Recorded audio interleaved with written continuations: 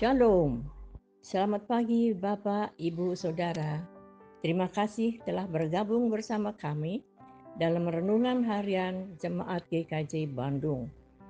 Bersama kita akan mendengarkan firman Tuhan dan merenungkannya. Jemaat yang mengasihi dan dikasihi Tuhan Yesus Kristus, mari kita berdoa sebelum merenungkan firman Tuhan. Terima kasih ya Tuhan atas waktu yang Kau berikan untuk menyampaikan firman-Mu. Kami mau menerima, kami mau mendengar, serta kami mau melakukannya. Amin. Renungan pada hari ini, Jumat 9 Mei 2025 diberi judul Allah melihat hati, dengan nats dari Matius 15 ayat yang ke-8. Bangsa ini memuliakan aku dengan bibirnya, padahal hatinya jauh daripadaku. Pada Matius 15 ayat 8 tersebut, Yesus mengutip pernyataan Nabi Yesaya yang merupakan nubuatan akan bangsa Israel. Pernyataan tersebut sudah diungkapkan terlebih dahulu oleh Yesaya saat bangsa Israel berada pada masa pemerintahan pasca Raja Salomo. Saat Raja Salomo berkuasa, nama besar Israel tidak lagi diragukan. Bahkan ungkapan terpujilah Allah pun keluar dari bangsa lain. Contohnya saat kunjungan Ratu Sheba kepada bangsa Israel. Namun demikian, keadaan tersebut ternyata tidak terjadi selamanya. Israel terbagi dua, dibuang ke Babel. Bait Allah yang sangat megah diruntuhkan. Bahkan saat Yesus turun ke dunia pun, bangsa Israel sedang dijajah oleh kekaisaran Romawi. Jika kita mengacu kepada masa Raja-Raja Israel pada kitab 1 dan 2 Raja-Raja, maka masa Raja-Raja Israel tersebut memberikan suatu pola pembelajaran yang sama, yaitu ketika Raja yang berkuasa menyembah Tuhan Allah Israel, kehidupan akan berjalan baik. Namun ketika mereka menyembah Allah lain, dewa-dewa lain, kehidupan tidak akan berjalan baik.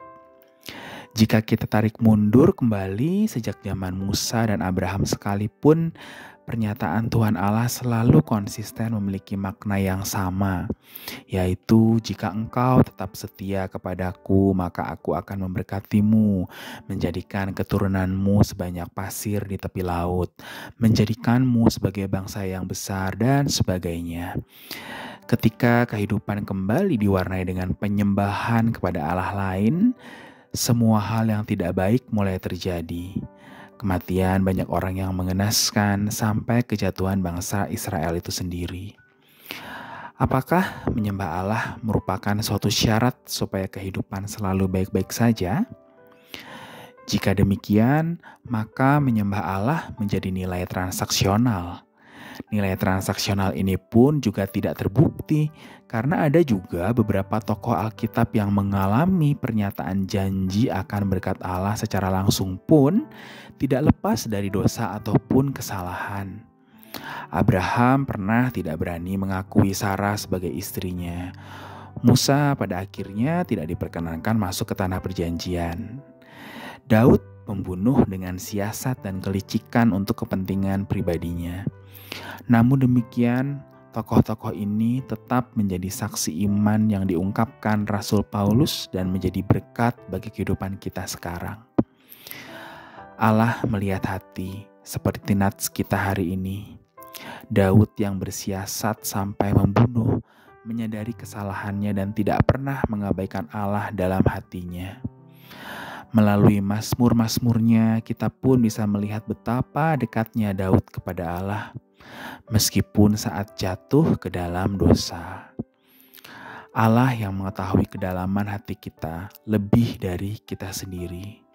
Selanjutnya, Yeremia sebagai nabi pada masa-masa akhir bangsa Israel sebelum mengalami pembuangan ke Babel menyatakan, "Apabila kamu mencari aku, kamu akan menemukan aku apabila kamu menanyakan aku dengan segenap hati." Dengan aku di sini dimulai dengan huruf A yang menggunakan huruf kapital, artinya menunjukkan bahwa aku adalah Allah. Mari kita berikan otoritas sepenuhnya bagi Allah di dalam hati kita supaya upaya memuliakan Allah melalui diri kita di dalam semua aspek kehidupan kita tidak diikuti dengan hati yang jauh dari Allah. Mari kita berdoa. Allah yang berkuasa atas kehidupan kami, terima kasih kami kembali diingatkan untuk mengoreksi hati kami kembali. Kami mohon ampun jika pernah tidak menjadikan Engkau yang utama di dalam hati kami. Silakan ya Tuhan, kembalilah bertahta di dalam hati kami. Terima kasih Tuhan. Amin.